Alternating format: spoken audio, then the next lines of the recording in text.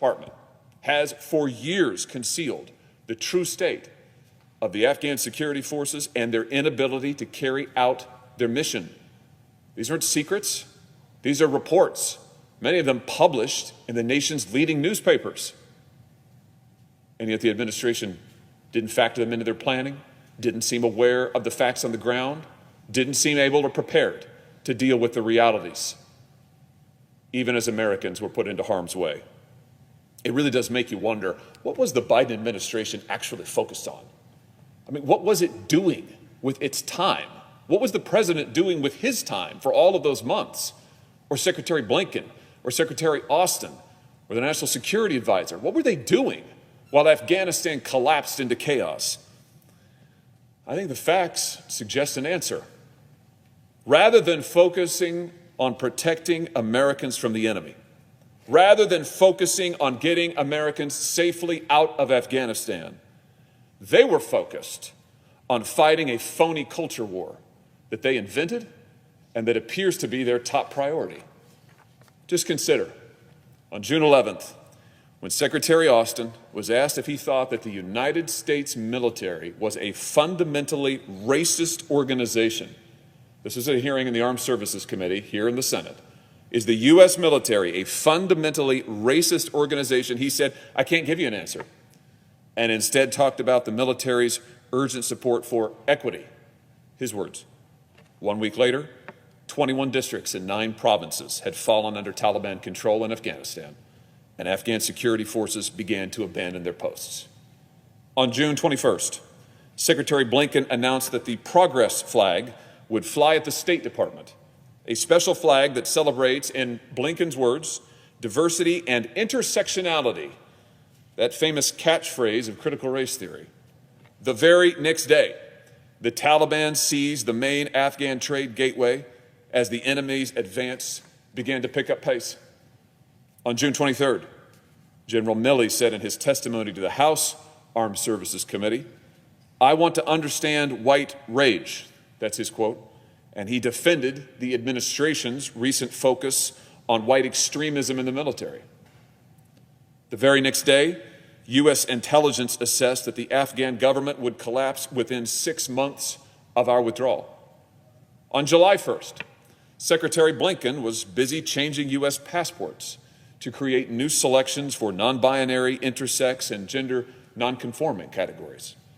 The very next day, American troops withdrew from Bagram Air Force Base, what had been the hub of American power in Afghanistan, leaving it for the final time. On July 14th, Secretary Blinken invited the United Nations to formally investigate, and I quote, the scourge of racism, racial discrimination, and xenophobia in the United States. He invited the United Nations, that frequently corrupt body, to investigate his own country for racism, xenophobia, and racial discrimination. Meanwhile, at the very same time, even as Blinken spoke, the Taliban offensive was surging across Afghanistan. On August 9th, Secretary Austin was busy crafting a new controversial COVID-19 vaccine mandate for all of our service members. The very next day, U.S. intelligence officials warned that the Afghan government would collapse within 90 days or sooner. On August 17th, Jake Sullivan, that's the National Security Advisor, he said the Taliban were helping to provide safe passage for Americans fleeing Afghanistan.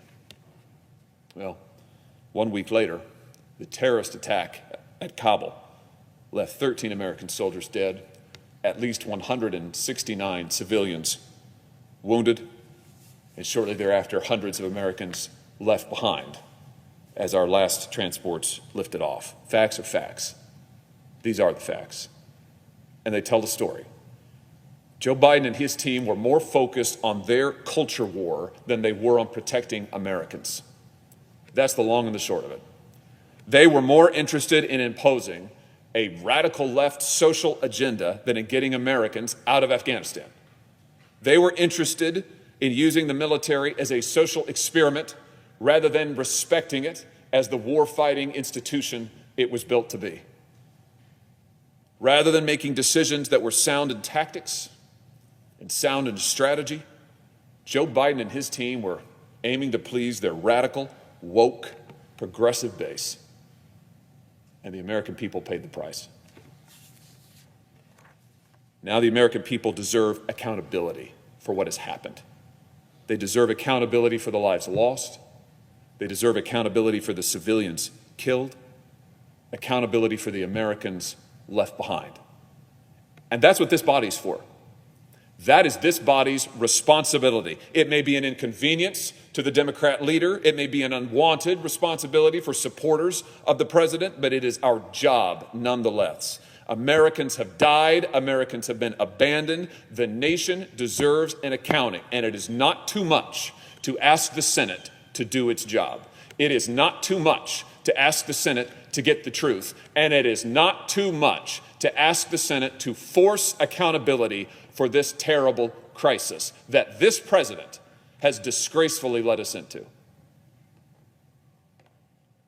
I can say, for my part, I will do everything I can to get that accountability, to get that truth, and to give the American people the answers that they deserve.